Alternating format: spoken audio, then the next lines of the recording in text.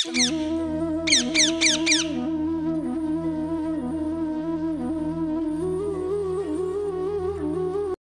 এক ছোট কুড়ে ঘরে জন্ম হয় রহিমের।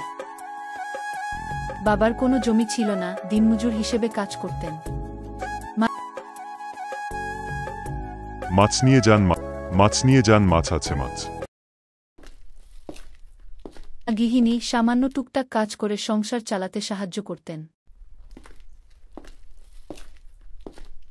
দিদি, আমি সব কাজ করে দিচ্ছি, আমাকে কিছু টাকা দেন। এই নাও কিছু টাকা। রহিম ছোট থেকেই বুঝতে শিখেছিল জীবন সহজ নয়। স্কুলে যাওয়ার শখ ছিল তার, কিন্তু পেটে খাবার না থাকলে বইয়ের কথা ভাবা কঠিন। তবু রহিম হার মানেনি। সকালে লোকের গরু চড়াত, বিকেলে স্কুলে যেত, হাতে কুপির আলো পড়াশোনা করত।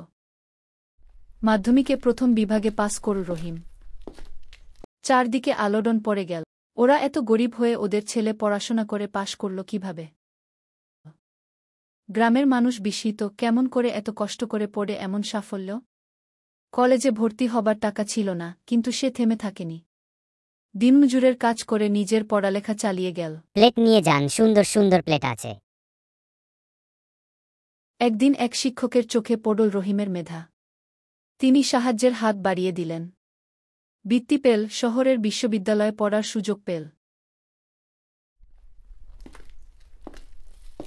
পরে গ্রামের সেই ছেলেটি আজ একজন সফল ডাক্তার। নিজে গরিব ছিল বলে সে ঠিক করেছে গ্রামের মানুষ যেন বিনা পয়সায় চিকিৎসা পায়। সে আজও গ্রামের সেই কুড়েঘরেই থেকে যায়, বড় শহরের